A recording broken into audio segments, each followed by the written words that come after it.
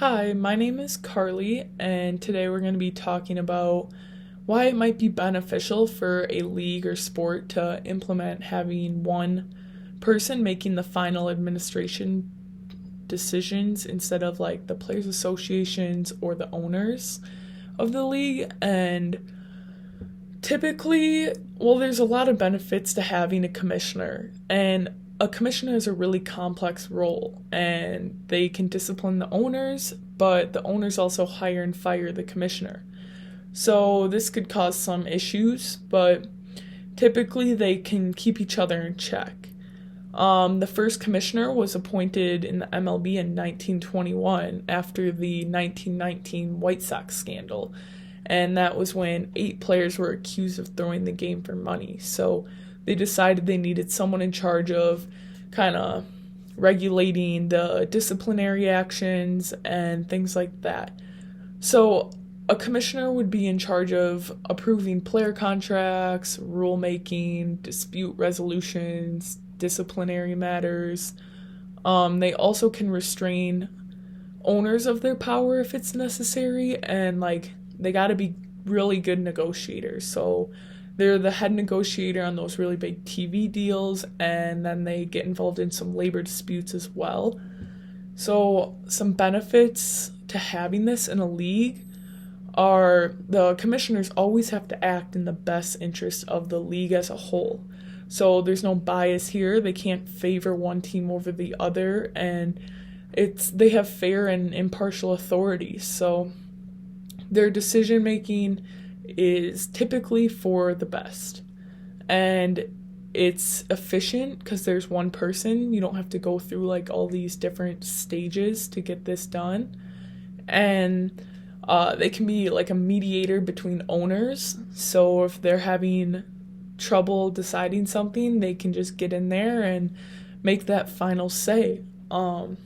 They're still limited by the league's constitution and bylaws, and then there's collective bargaining agreements that with the player associations and stuff. So there are some checks and balances in place, so that's good too. They have to abide by these collective bargaining agreements for punishment of players. So that's something that like the players and teams can kind of decide, like maximum punishment or something. It really sets a standard on the league and what it allows and doesn't allow. So, like, when a decision's made, like, they have to take this very seriously because they don't want it to happen again, and it sets that standard. The player associations can appeal, so if they think, like, the punishment was wrong, or they can go to the court with it and just make sure that legally everything is good. The NBA or the NBA Player Association, they filed an appeal to an arbitrator under the league's collective bargaining agreement, and it ended up reducing the suspension from 25 to 15 games. So this arbitrator could review discipline for off-court behavior. Also, there is direct judicial review.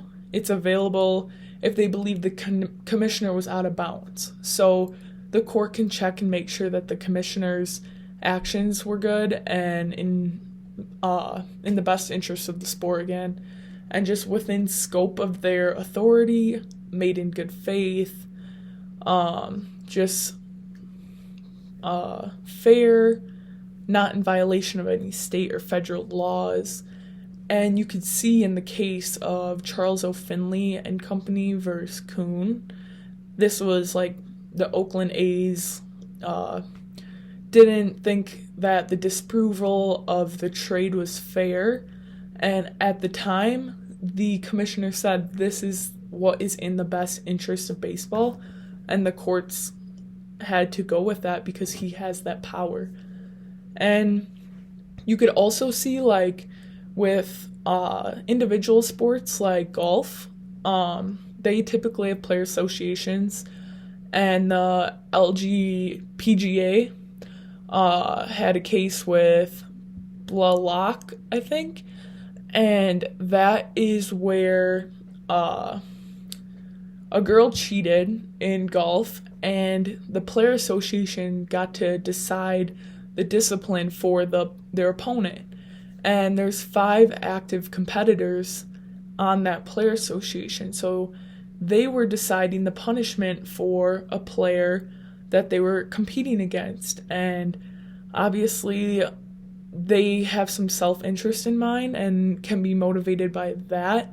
So she went after LPGA because she didn't think it was fair that her competitors were deciding her decision or her discipline.